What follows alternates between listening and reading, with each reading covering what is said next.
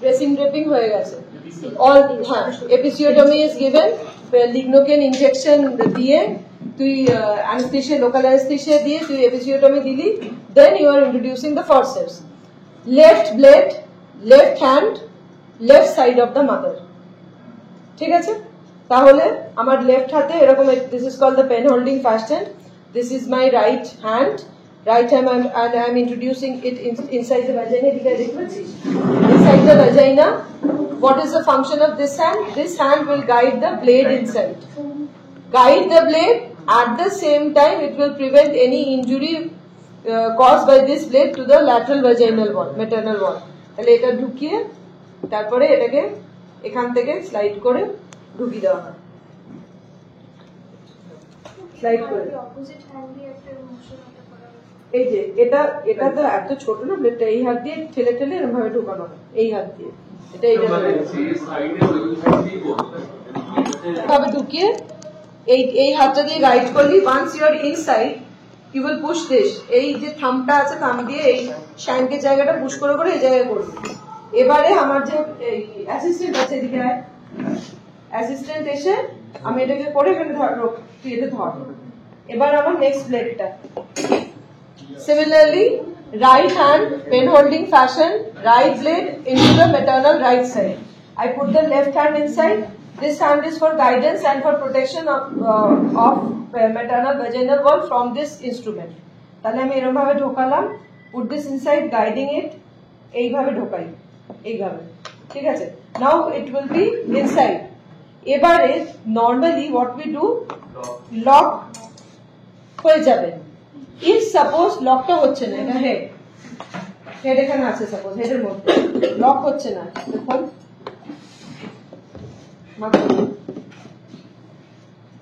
this is occipital-posterior, ওকে, এটা তো proper তোর হাতে সমান হয়ে গেল। This is the way it is put, এটা লক হলো। এবার সাপোজ লক হচ্ছে না, তখন আমরা কি করি যে একটু ডিপ্রেস করি on the perineum, then it will lock. Suppose you can't lock, তাহলে this is a faulty application of the forceps. যেভাবেই ট্রাই করি না কেন ফল্টি অ্যাপ্লিকেশন হয়েছে। So what are the reasons of faulty application? Either the rotation is not complete, rotation incomplete থাকতে পারে, বা আমার অ্যাপ্লিকেশনটাই ঠিক নেই, আমার কোনো ডিফেক্ট ফল্টি টেকনিক আছে, either faulty technique or it is a malrotated head, so it is not fitting. তাহলে নরমালি আমি যদি দেখি, তাহলে এটা হচ্ছে occipital-posterior, তাহলে এটা এরকম থাকবে। তাহলে একটু খেয়াল করলে দেখবি যে এটা এখানে বোঝা যাচ্ছে না কারণ মেন্টামটা নেই। এই মেন্টো, এটা কি মেন্টো ভার্টিক্যাল, মেন্টো ভার্টিক্যাল ডায়ামিটারের অ্যালং এইটা ফরসেপসটা এরকম ভাবে বসে, যখন আমি টানি মানে এইরকম ভাবে বসে, আর আমি এটাকে এইভাবে টেনে আনি।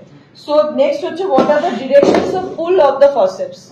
যদি রিগলি ফরসেপস হয় তাহলে প্রথমে আপওয়ার্ড হবে না, তারপরে horizontal and upward and forward.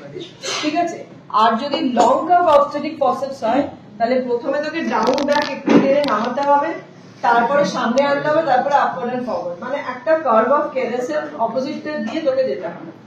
ঠিক আছে, ডাইরেকশন অফ ব্লেডটা ইন কেস অফ রিগলি, রিগলির ডাইরেকশনে হচ্ছে ডাউনওয়ার্ড ব্যাকওয়ার্ড, তারপরে হচ্ছে almost horizontally upward and forward. আর যদি আমি লং কার্ভ অবস্টেটিক ফরসেপস ঢোকাই, আরেকটা ঢুকে নেই।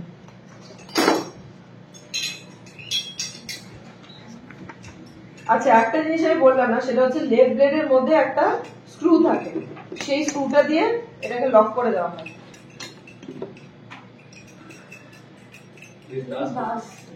হ্যাঁ, sorry, this is the Das's forceps. There is a screw over here.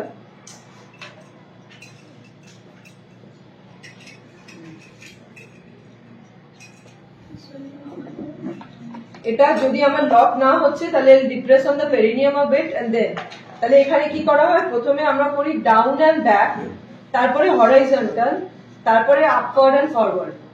ঠিক আছে, কারণ this is the direction of the curve of Carus, সেই পাথওয়েতে আমরা যাই।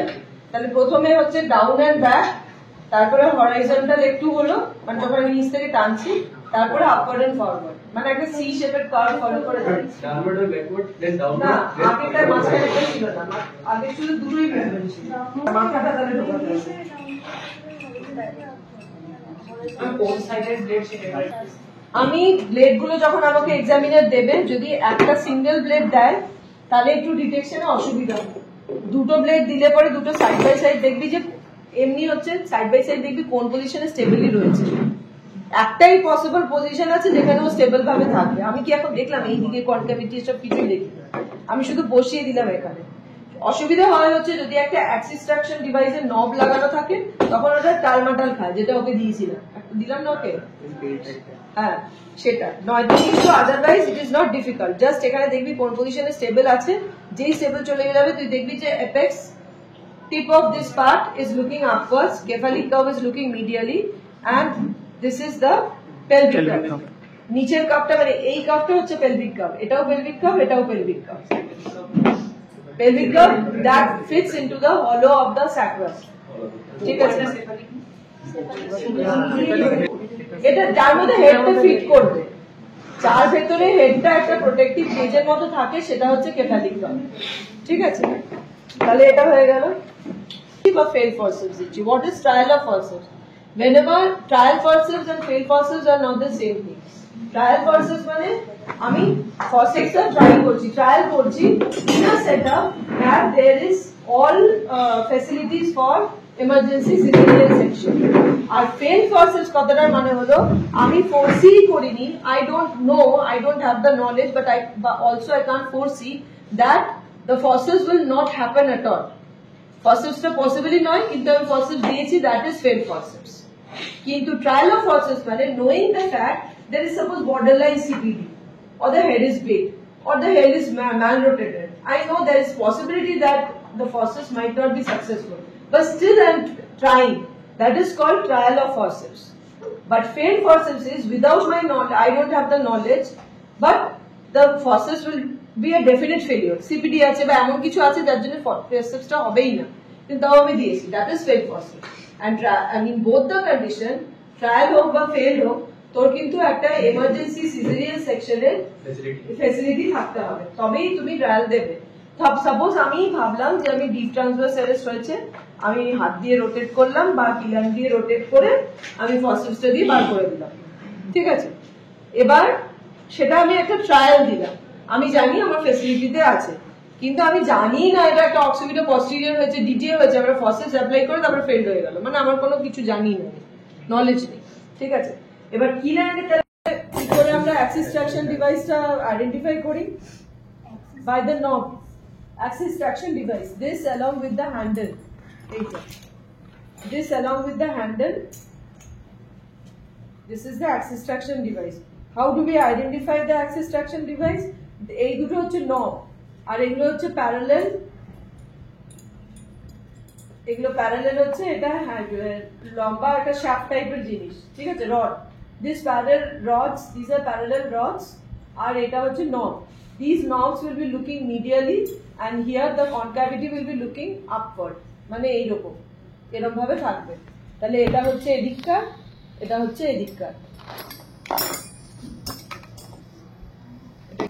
এই জিনিসটা concavity will be upwards, কারণ আমাকে তো পুলটা, এই পুলটা কিন্তু এদিক দিয়ে হয় না, আমি দেখাচ্ছি না।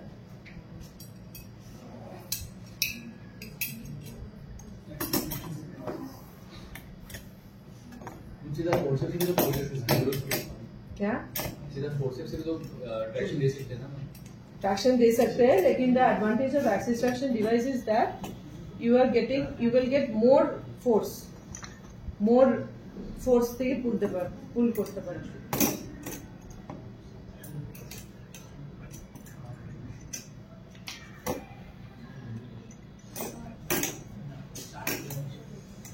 faulty